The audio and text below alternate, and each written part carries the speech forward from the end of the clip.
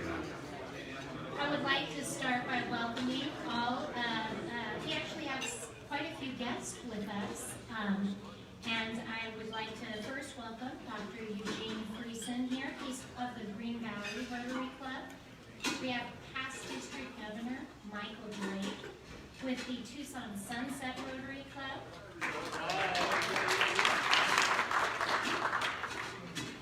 Welcome back, Donna Drumheller. It's great to see you again. She was here checking out our club last week, and it seems like she likes us. Everybody stay on the best behavior. And of course, I want to extend a big welcome to Susie Cook, Gordon Graham's daughter. It's great to see you, Gordon. So glad you're here today. Welcome all Rotarians and guests tuning in online. We're glad you're joining us virtually. And now, to introduce our program, we have a Princeton grad, orthopedic surgeon, a member of our Rotary Club since 1983, a past president of our club foundation, a founder of our car shows, a two-time car show chair, married to the lovely Noreen for almost 45 years, and he too is a veteran. I don't know if you know this, but he was in an elite force that took lots of extreme training. You should talk to him about it sometime, it's very interesting. A Green Beret, Special Ops, combat medic during Vietnam. I couldn't imagine performing surgery to begin with, but having to tend to people in the field in a battle zone, pretty impressive. If you would please help me welcome our very own Dr. John Wong.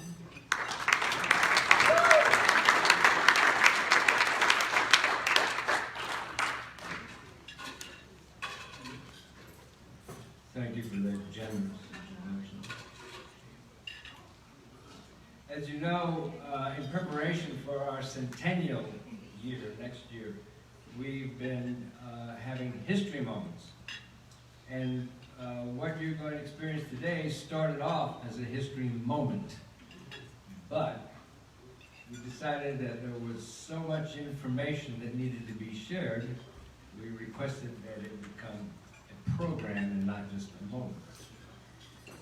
So what we're going to experience today is not the four-way test, but a four-way educational experience. Yeah. This is one Rotarian's journey from Rotary Club of Tucson to district, then zone, and on to the boardroom at Rotary International Headquarters. All right, the four avenues of education today.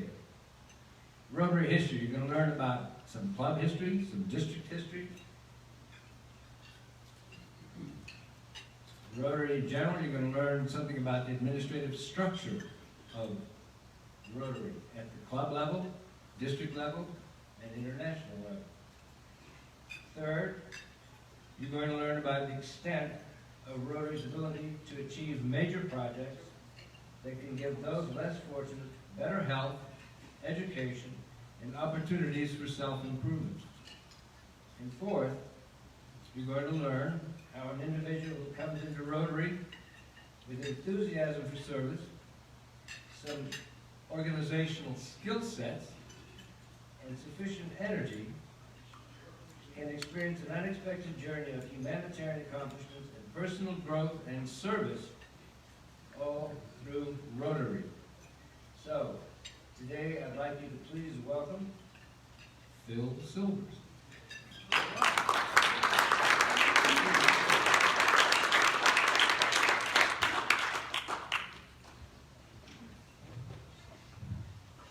Thank you, John. Thank you very much for the invitation, and thank you, Darina and Carrie, for your support. Veterans Day was always a very special time in the Rotary Club of Tucson, and happy memories of that. And I'm so pleased to see Gordon Graham here today. Yeah. And, you know, Mort Solot, you know, a genuine hero in the Aleutians. So many people in this club, in the past and the present. I brought two veterans with me today, actually. Dr. Eugene Friesen, Army paratrooper. And the other one is a veteran of domestic conflict. He's a lawyer and a former judge, past District Governor Michael Drake.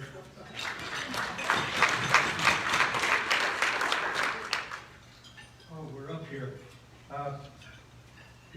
It is really a wonderful experience to be here and to be with my club of origin. And I've enjoyed putting this program together. My Rotary Odyssey begins in Duluth, Minnesota, and a port city on the Great Lakes, Lake Superior. How many clubs in Rotary today? You're right, 35,000, more than 35,000 clubs, right? This is Club 25, the Duluth Club, early on. Chartered in 1911, and the very next year, it hosted the Rotary Convention. It's a nice city to visit. And you know what? It wasn't only hosting the Rotary Convention, but it was the first international convention. You know why? Four guys got in a jalopy in Winnipeg and drove down. So that made it the first international convention. And the people in Duluth are rightfully proud of this status.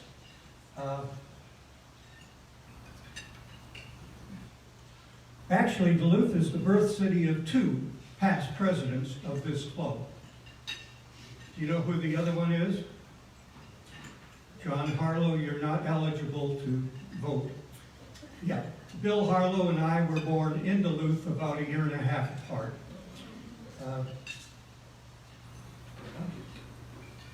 I didn't have any contact, but when I was a high school principal, I got a call from the Rotary Club of Duluth.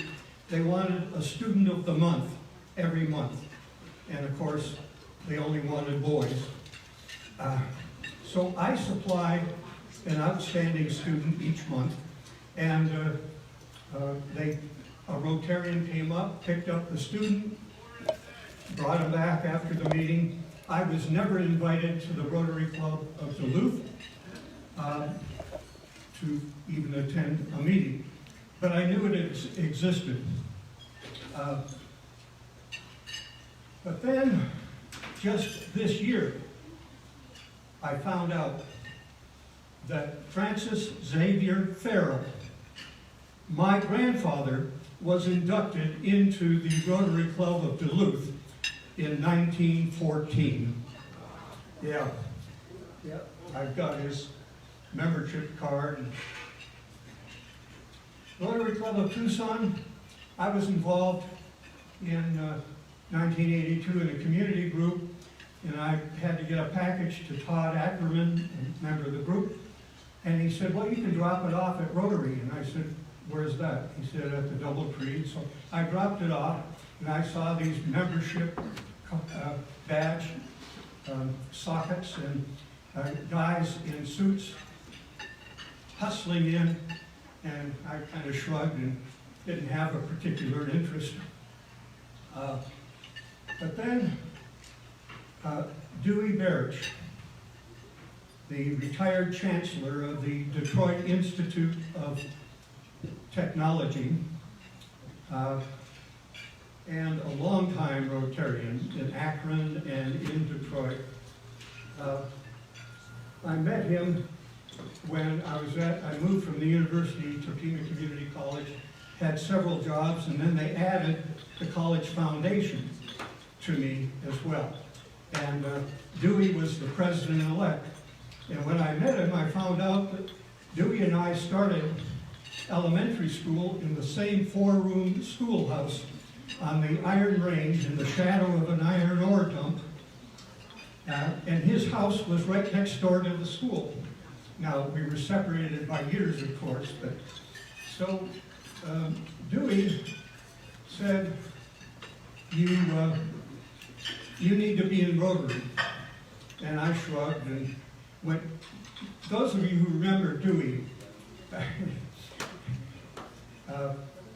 he speaks with authority, right? And when Dewey speaks, you listen. But he nominated me for this club, but the membership committee, which was made up of past presidents, wasn't interested in me. They only wanted the president of the college district, Jim Manila, and Jim wasn't interested in becoming a Rotarian. So it went on and on for 3 months, and Dewey kept trying and trying and trying. Being the stubborn Serb that he called himself, he prevailed, and I finally got accepted as a member of the club. When I was inducted, and Ace Bushnell was the president at the time, Dewey grabbed the microphone, and he pointed at me and he said, "You need to get involved. If you don't get involved, you don't belong in the club." As I said, Dewey spoke with authority. Then, within my first year in the club, Dr. Eugene Friesen contacted Guard Pierce. He had a student from Durango, Mexico, who needed a host family, and Guard came to me and asked, and we said yes, remembering what Dewey told me, right? You need to get involved. And so that got us started with Rotary, and we began 15 years of hosting all of the area youth exchange students, typically 10 students, for a weekend in October, Oktoberfest weekend. And the club president would come up and would present the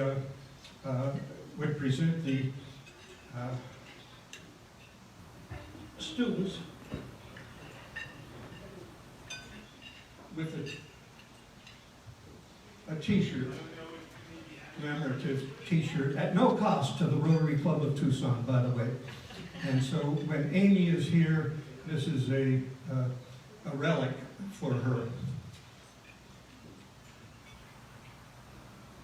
Both of our children became youth exchange students as well.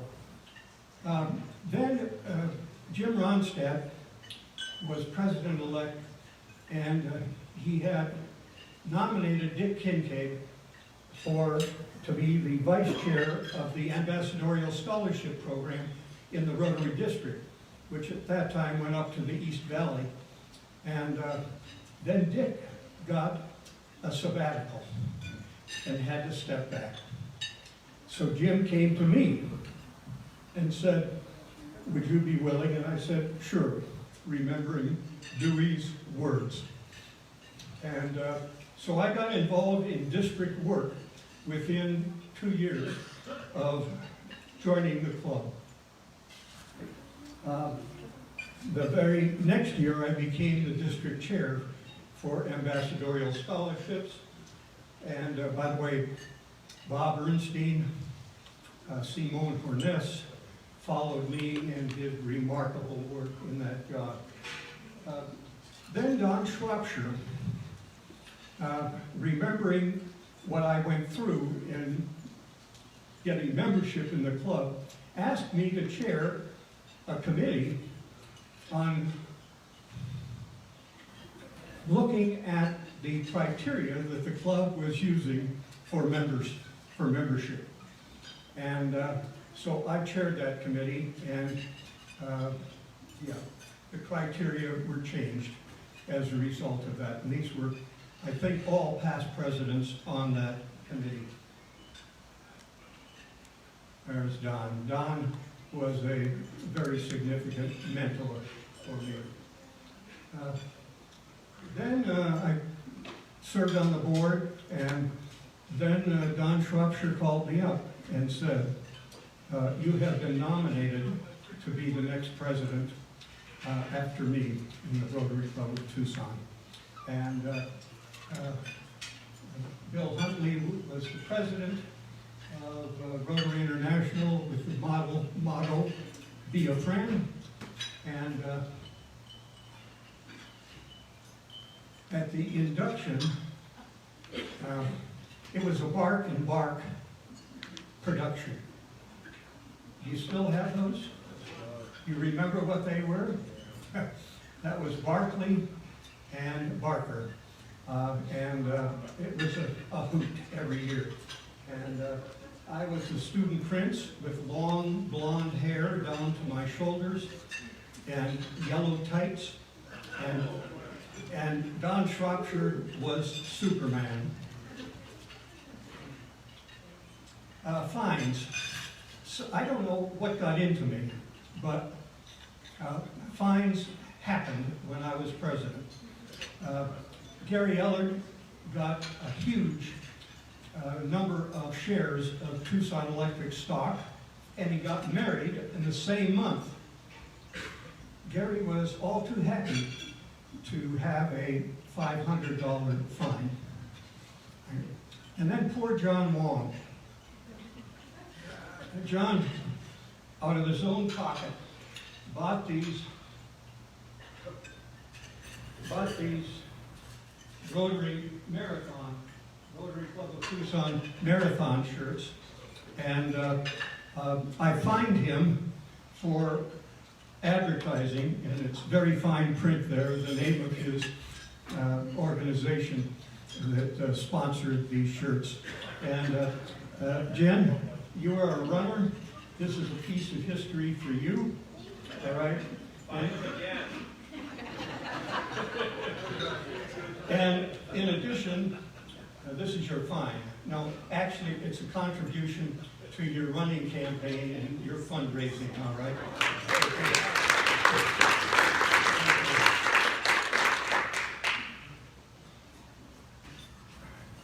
The big thing, another fine, was Punch Woods, all right? He took me aside and gave me some counsel. And he said, you know, you're always finding the business people, and you don't find anybody from the nonprofits. And I said, okay. So the next meeting, I fined him $100 for complaining. And chatting with Casey after Punch had died, she said he was so proud of that $100 fine, and he would talk with Rotary Club of Tucson, he'd talk about that fine. The highlight of the year was the 3H grant, that's Health, Hunger, and Humanity, to rescue blue babies from northern Mexico. Kids who would die or have lifelong illness unless they had some intervention.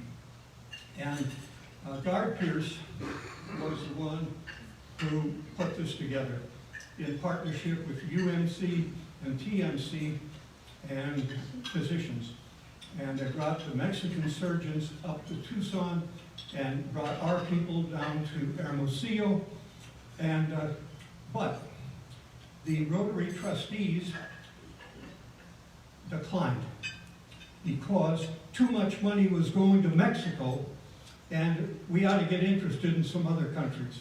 But Guard went to the Carlos Canseco from Mexico, past president of Rotary, and we overcame that hurdle. But then, as we do today for very large grants, a member of the cadre of technical advisors was going to be sent to check us out and to check out the people in Hermosillo as well as the hospitals. He was a pediatric surgeon by the name of Gustavo Obaldeo. And I won't say we cheated, but we had a group study exchange in town at the same time from Argentina. And I was making a paella for 25 people. And we invited Gustavo to join us. Turns out his favorite dish is paella. So we didn't cheat, but and every time I see Gustavo at conventions, we joke about the paella evening. So we got thumbs up, and that was a very successful grant. And a couple years later, somebody from TMC, who was involved in management, I can't remember who it was, said, you know what? We figured out that TMC is saving $1 million a year because pediatric surgeries are happening in Mexico and not being done pro bono here at TMC. And isn't this an image of Rotary? You do something because it's the right thing to do, and then you yourself end up a beneficiary. Terrific project. On that, when we were discussing it at the board meeting, Katie Dusenberry said, after Guard made his pitch, yeah, it's about time that the Rotary Club of Tucson does something really big. And that was the clincher. And so we voted to undertake that grant. When Ken Rawson, district governor, visited our club, he announced that the Rotary Club of Tucson was now the largest club in Arizona for the first time in history, 319 members. We were asked to host the district conference at the Holodome, and we had a couple firsts there, one of which was the hospitality suites, which they're still doing today. Gary Giffman was on our planning committee, and he brought the idea from the home district in northern Illinois. And then we had a brush with infamy while I was president. At that time, I was on the Community Advisory Committee of Biosphere 2. And the Bass brothers, the oilmen from Texas who built Biosphere 2, wanted to turn it into a moneymaker. And so they were going to bring this hotshot producer from California in to be an interim director, to turn the place around and make some money. Fortunately, I just greeted the man, I invited him and when he came in, but I did not have to introduce him because you know who it was. Steve Bannon. And he left the place in disarray and terrible morale, but that was our brush with infamy. As past president, what time do you want me to? One? Okay, all right. These were my busiest years in Rotary, immediately following being president of this club. And Brad Fisher, past governor, called and wanted me to go to Minneapolis in January to, you know that, the Rotary in Russia conference, the first one, because he wanted to have an all-Rotarian group study exchange between District 5500 and the Russians. And he wanted me to go and grease the skids. And I was in a funk at that time, and I'll tell you why in a minute. I had been a candidate for district governor, and it didn't happen. But I was in a funk, and I said to Rad, no. But then, in chatting with Billy Joe Varney, he said, I think you ought to go. It'll change your life. And so I went, and sure enough, I was pushing cars out of snowbanks and so forth in Minneapolis. But one thing led to another, and then this club became the sponsor of one of the first clubs in the Russian Far East, Yuzhno-Sakhalinsk, and a great, great honor. And at one time, it was the #1 club, highest performing club in Russia and Alaska and Yukon.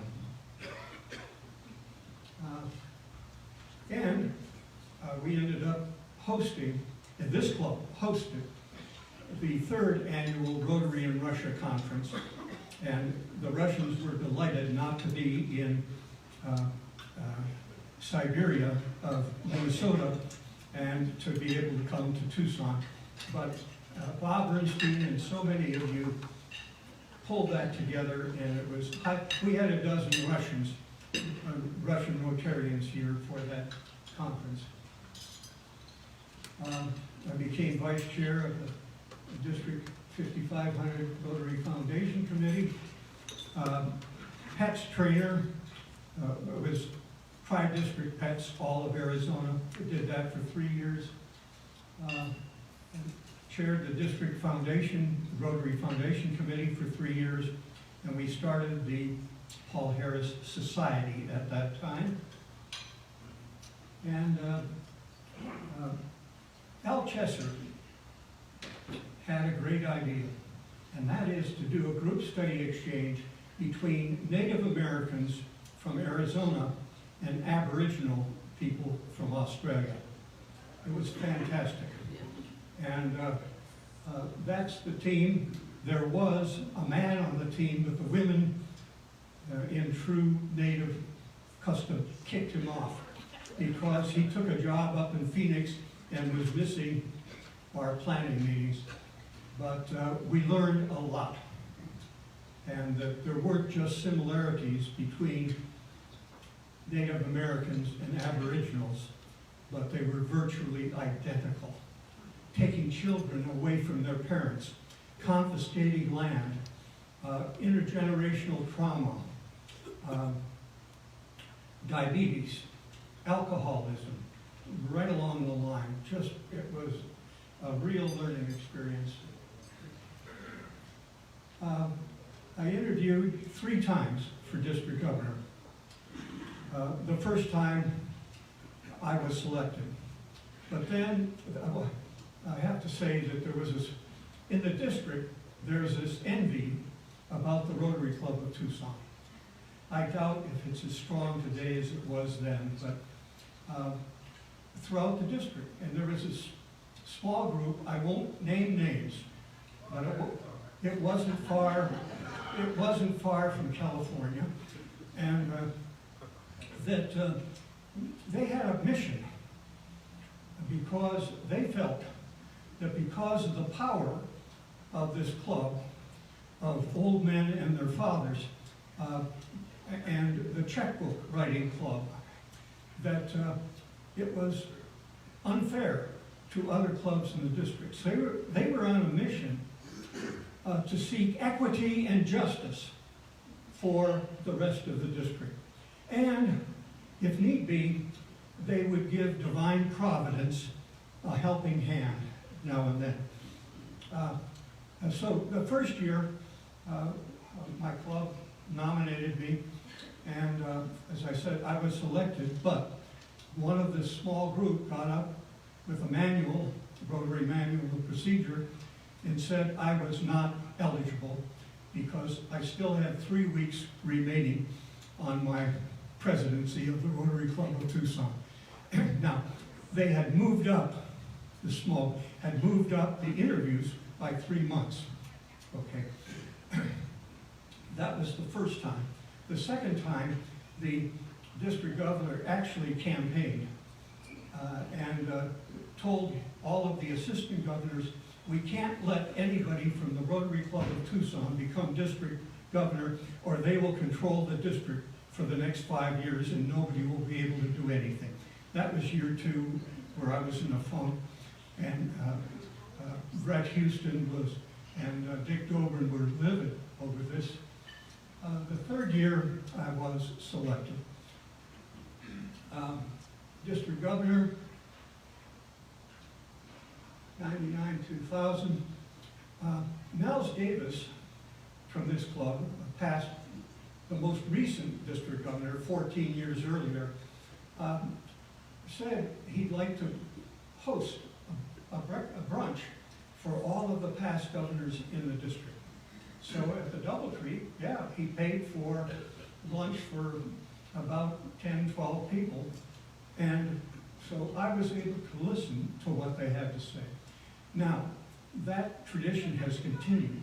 What Nels started continues today, of meeting with the past district governors to get their ideas. My district governor's speech, knowing the envy that existed, I thought, you know, to loosen things up, I ought to make a little fun out of the Rotary Club of Tucson, that group of old men and their fathers. And actually, I had a number of jokes that came from the podium of our members about older people, all right? And and then I asked Kathleen if she'd be willing to do 5 minutes of the governor's speech, and she said, how about 10? So she got 10, I had 20. But then, how do I speak to the Rotary Club of Tucson? You know, when my opening is making fun of the Rotary Club of Tucson. And I thought about it, and I thought, I can't be duplicitous about this, so I decided to go ahead and tell the jokes about this club. And you know what?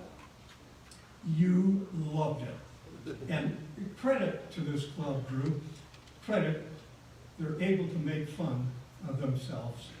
You are able to make fun of yourself. And so that worked out fine. From what our club was doing in those days, and you're still involved in this, reading mentoring. So we made this a district-wide project and had over 100 mentors. At the governor's installation, Joe Nevin and Dewey Berge co-chaired it, and it was at the DoubleTree. And Benny Young and his band provided the entertainment and the dance music. And it was really neat. And my assistant governor from Yuma, there were 7 clubs in those days, had an airplane, and he flew all of the 7 incoming presidents to the installation dinner. And Brett Houston and I, Brett was the president of this club, went to the Walt Kamen Sausage Festival, big fundraiser for the Rotary Club of Yuma. And we had aprons and we were cooking sausages and all. And then at the end of the year, they had performed so well.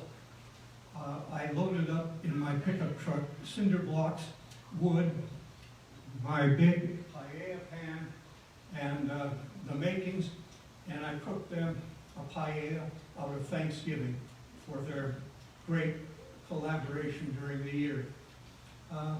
And we started the Rotary Club of Tucson Kino in South Tucson that year. And it's because South Tucson had no Rotary. And that has been a very high performing club. Then I became Regional Rotary Foundation Coordinator. Billy Giovanni had that job before me. And the 20 Rotary districts in the Rocky Mountains and the Plains states, including my hometown, Duluth, was in that district. And New Mexico State University allowed me to use their system to do webinars because, you know, you got 20 districts in 17 states to do training and updates and so forth. So I was the first one to use webinars. in doing Rotary training. And they invited me to speak at the Rotary Convention, the 100th anniversary convention in Chicago on that topic.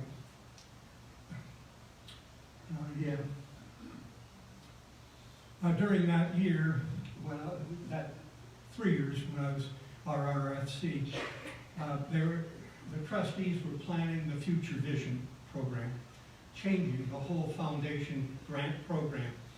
And there was a group in Denver that were unhappy. They liked things the way they were, and they didn't want to have some change. But so that was one of the challenges we had that year. Rotary director, I had to interview 2 times, and again, that small group from the West was involved. They got a guy on the committee, and there were 2 rounds of voting, and after the first round, John Vandal from Wyoming and I were 1 and 2, and then during the break, this representative from our district torpedoed both of us with allegations. And but the second year, which was 2 years later, I held my institutes in Boise and Oklahoma City, and Richard and Suzanne Clark from this club came to Boise and entertained people royally, and M. Craig from the Catalina Club came to Oklahoma City and sang there. On the board, I chaired the administration committee, and there's a lot of stories there. I was liaison of the board of directors to the trustees, and for 2 years, I was liaison to the Reach Out to Africa committee, and for 2 years, I trained the new board members of the RI board.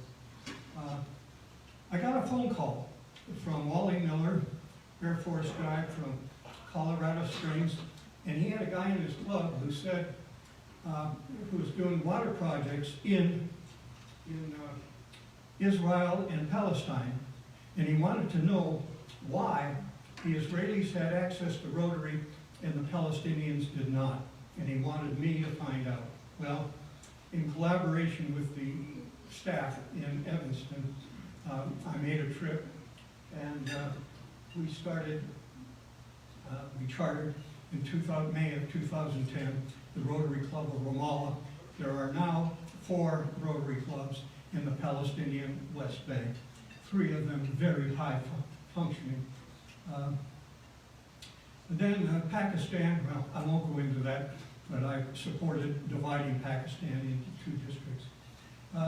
This is the first board I was on. D.K. Lee was a real character, and you see there was history in that board. Catherine Noailles-Rivaud from Paris, France, was the first woman director in the history of Rotary. Wonderful, wonderful lady. And this is the boardroom. And let's see. Oh yeah, I guess it's a good boardroom. When the sun is not out, you can see the skyline of Chicago downtown and a nice view of Lake Michigan. And the president sits up here. Senior staff, if they have an item on the agenda, are in the back here and here. And these are the interpreters. And you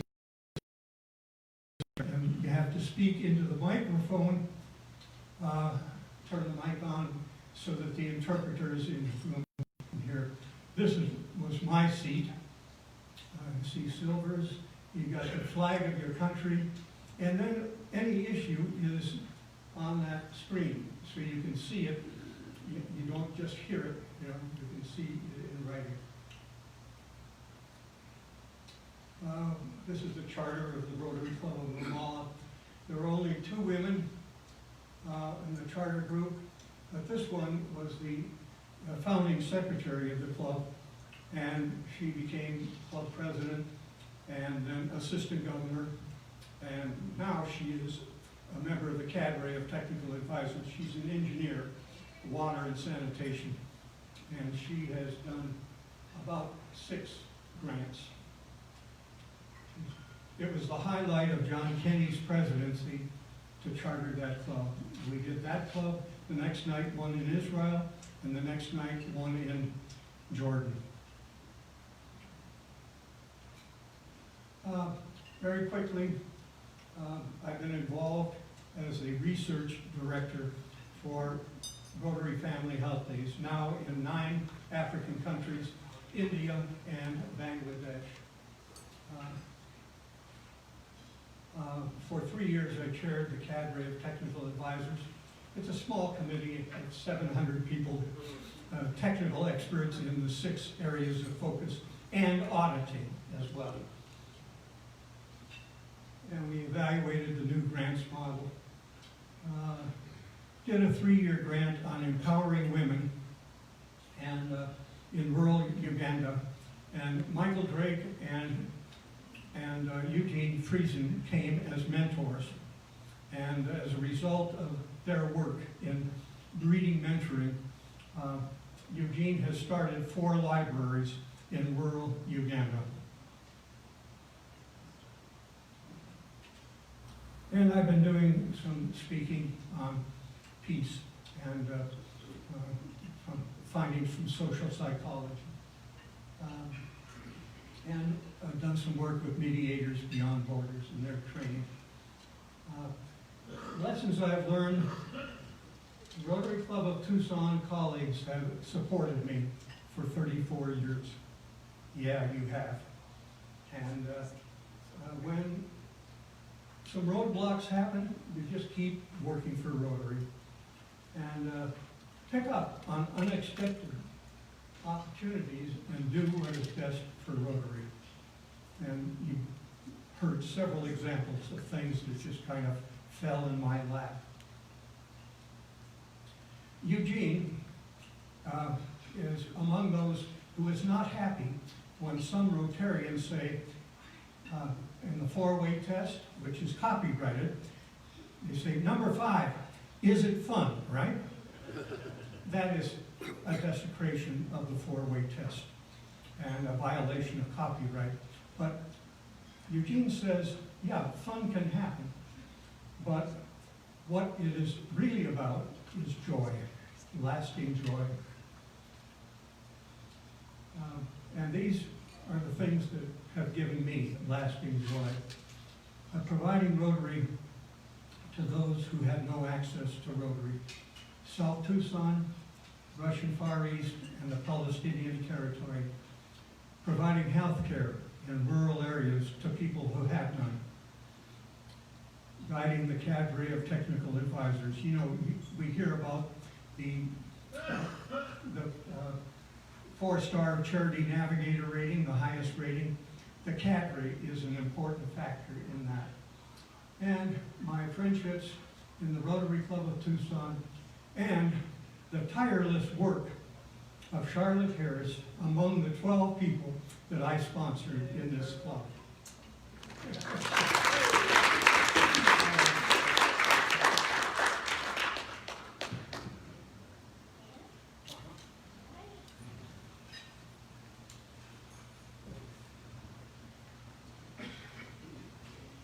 Wonderful. Thank you so much, Phil. You have an incredibly rich history in Rotary. Rotary Club of Tucson, the district. I mean, you've done so much, and we're honored to have you here today, so thanks for all you've done. We have a tradition in our club in which we like our keynote speakers to sign a book that we donate to our Make Way for Book library. And your book today is Who Will You Be? So I'll have you sign that in just a moment. Okay, on to some club business. Sergeant at Arms. Hello, hello. Bruce Richardson is first up. Bruce Jacobs. Bruce Jacobs. Bruce Jacobs, like I said, I'm not Get over sure. there, Bruce. In front of the camera. In front of the camera. There, good. By a show of hands, how many have been to Union at St. Philip's Plaza? Okay.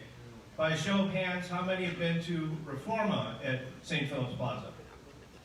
Okay. By a show of hands, how many have been to Proof at, that's what I thought. Same owners, Proof is right behind Union. It's artisan pizzas and pasta. It's awesome. Got an outdoor covered patio. It's got a fireplace out there. There's heaters up there. Should the weather get cooler, although I think it's supposed to be mid-80s next Wednesday. We're limited to 60. Sign up. It's going to be a fantastic night. The other thing I want to mention is save the date. And what's the date? I forgot. Next slide, please. Westward Look, December 16th is going to be our holiday mixer. We've got the roof at Hacienda del Sol. To give you an idea, it's about Westward Look. It's about twice the size of the roof at the playground. It's a fantastic venue if you've never been there before. So save the date, we'll get more out. But again, please sign up for Proof. Ideally, I'd love for you to do it this week, but the cutoff will be Monday at noon. Thank you. All right. Ms. Cheyenne here.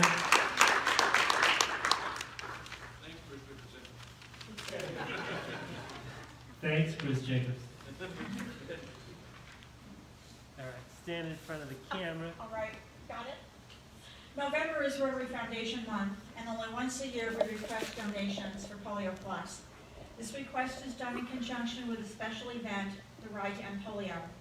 Your donation marks this event where Rotarians ride so others can walk.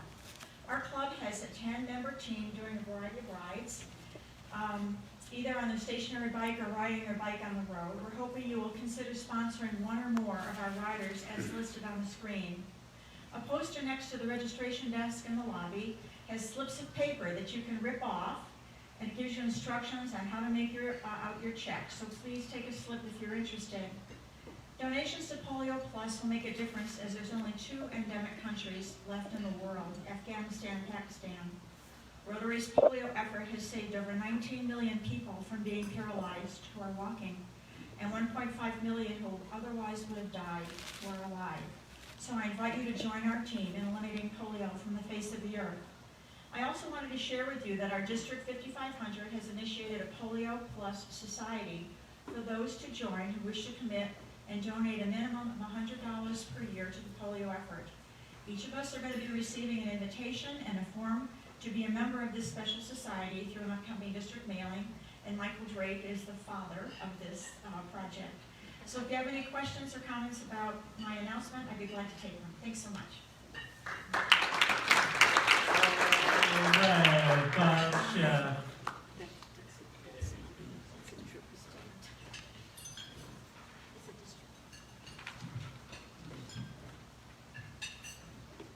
So I ask you, have you ever had this experience?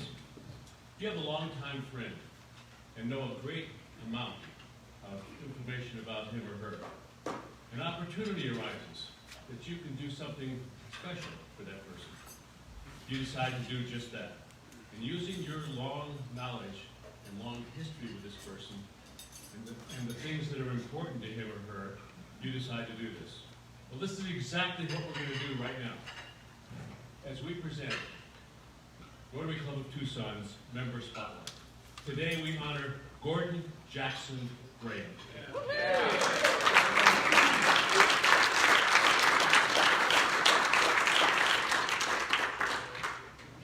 Just a few. There he is. We're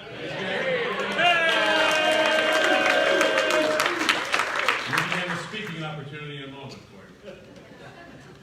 Just a few basic things you should know about him. He was born in South Bend, Indiana in 1924, June 6, 17. He has a BS in agriculture and an MS in agriculture from Purdue University.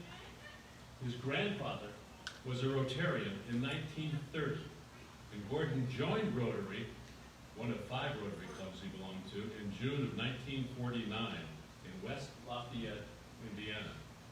From there, he went to Princeton, Illinois, Santa Fe, New Mexico, Laramie, Wyoming as a Rotarian, and then to our club in Tucson in 1968. 58 years ago. Wow. Wow. He had a career as a journalist, a chief editor at the U of A and several other places where he specialized in agriculture information. Sal, taking a lead from past president Chuck. I want you to know a few things about Gordon. Some things maybe you don't know about him. Gordon grew up milking cows, making hay. I'd like to know more about how you made hay. Cleaning barns on a dairy farm in northern Indiana where he learned to love agriculture. Then Gordon moved to Tucson and joined our club and joined the U of A's College of Agriculture in 1968. At the U of A, Gordon was chief editor of the Agriculture Information publication and later was a professor at Agriculture Communications at the U of A.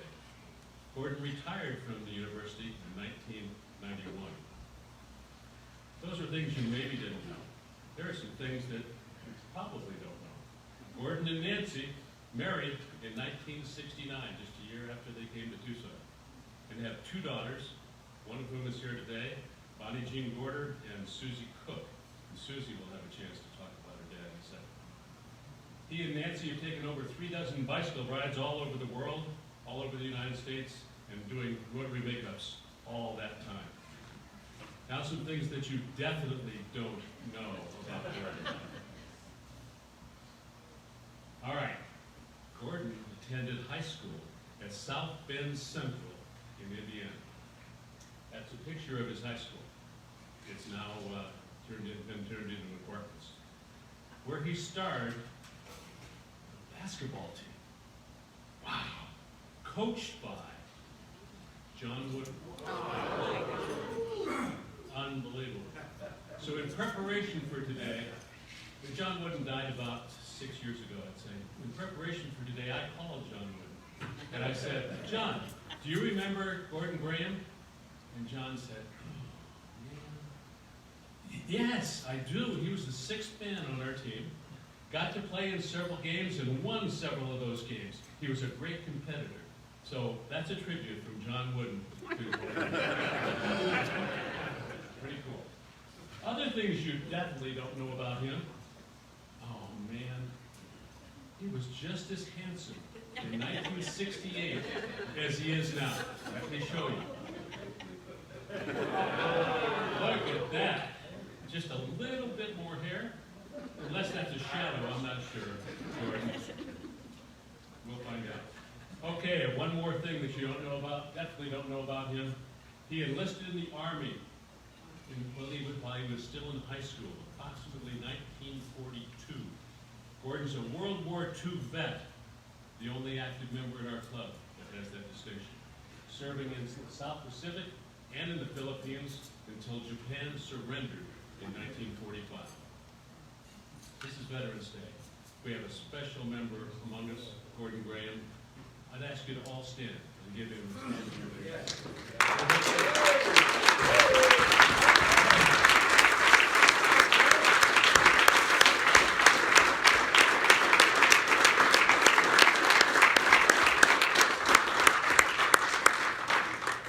Now we're not done yet because we have some very special guests, and one of whom I want to introduce right now. That's Susie Cook, his daughter. And Susie's with us today and has a few memories as only a daughter can give about her father. Go in the front of the camera. All right, go here. Okay, that's good. So that's your view. Well, I was asked by Jan to send a couple of sentences about my dad. So I did that, and then he said, would you please read them? And I said, sure. So it's short and sweet, but I just said, who is Gordon Graham to me? Gordon Graham, my dad, is one of the most positive people I know. He trusts that the human spirit is good and kind, and treats all people he meets with that mindset. He has always been genuinely interested in learning about other people. Education and service to others has always been an integral part of his life, which includes his long-standing affiliation with Rotary.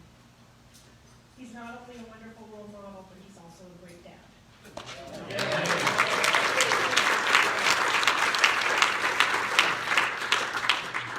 You go. When we made this plan for Gordon, several people said, I have to be part of the program. please join us. Tell us a few things about. Oh, what an honor to say a few kind words about Gordon. I met Gordon and Nancy Graham in 1977 at Amphi High School. Nancy was one of the best home ec teachers in the state. I'm sure they have a room at home that has everything in it, you know, like 20, 25 trophies, on. Anyway, during this time too, I see Gordon there all the time, you know, a lot. And at first I thought he was on the staff. Then I discovered that Gordon talked about supportive, positive, what a positive, always smiling, laughing, green. And one of the good things about the last few years, I'd get up on my birthday and I'd say, I want to thank people like Gordon Graham, who was my third grade teacher. And it was the best 3 years of my life. And a few years ago, Gordon gave me a certificate that I really graduated. They didn't give it to me. He said, first you have to pay for the books. Wonderful man. Positive person. Thank you, Gordon.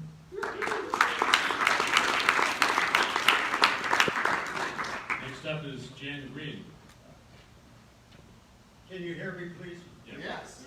Okay. You know, I had the opportunity of meeting Nancy and Gordon in 2015 on a Sunday morning after the car show. They were celebrating their 9th Sunday morning cleanup at the car show. Pretty remarkable.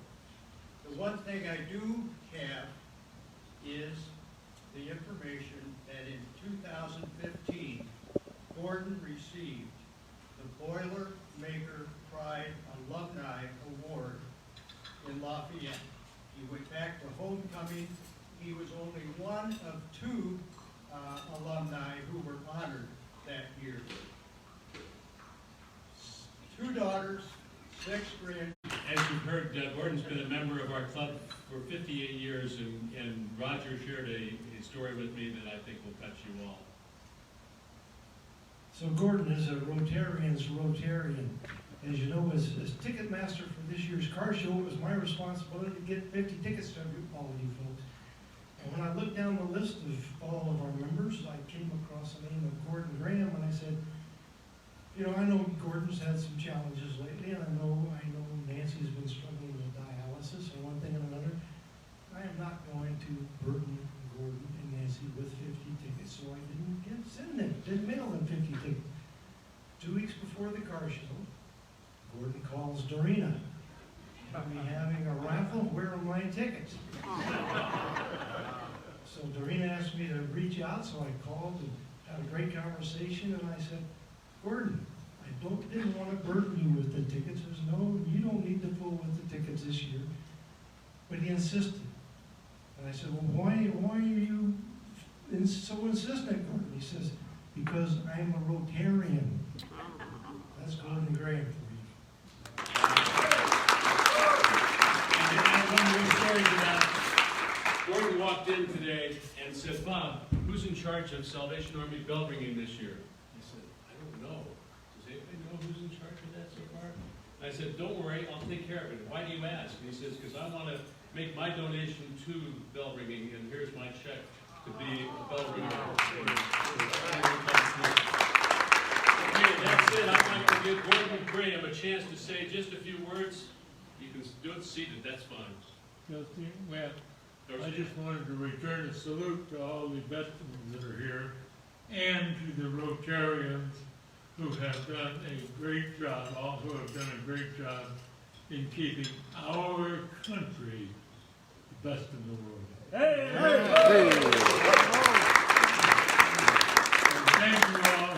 I thank you all for the kind comments. I had to laugh at a lot of them. Thank you. Thank you, Gordon. It's so good to see you here today. Thanks for coming. Okay, we're going to wrap up. There's a couple more things here. I want to thank everybody for attending. Thanks for coming today. If you're tuning in virtually. I appreciate it. I hope you guys enjoyed the meeting today. If anyone would like to donate to our scholarships, there is a cup at the registration table in the back. And be sure to drop off your name tags when we're there. Remember, next week is a replacement mixer. So don't show up here. We won't be here. We'll be at a replacement mixer. And please make a mental note that the Rotary office is closed the week of well, not the whole week of Thanksgiving, but the 26th and 27th.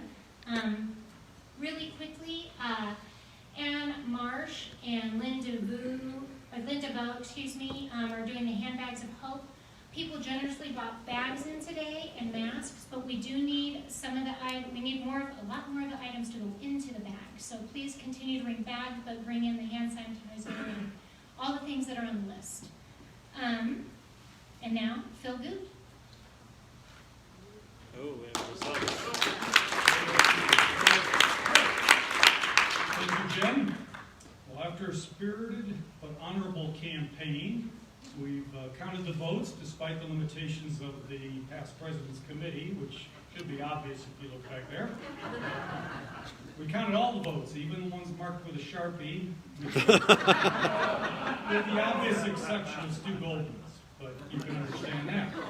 The race was very close, thanks to all those candidates who ran for demonstrating service above self. We appreciate it. We've got 2 of the 3 successful candidates here today. I'd ask them to stand when I announce their name, and in no particular order, Joe Danishevsky. All right, Joe. Jeannie Flower. All right, Jeannie. And the 3rd person elected to the Board of Directors starting next July 1st is Rob Lemaster. All right, Rob.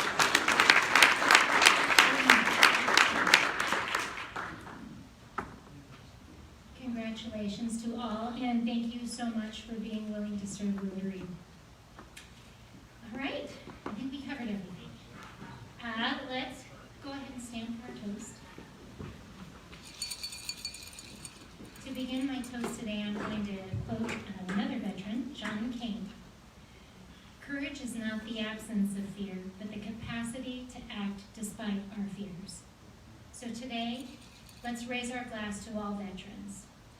To all who have served, continue to serve, and to all who have sacrificed everything. Thank you for our freedom.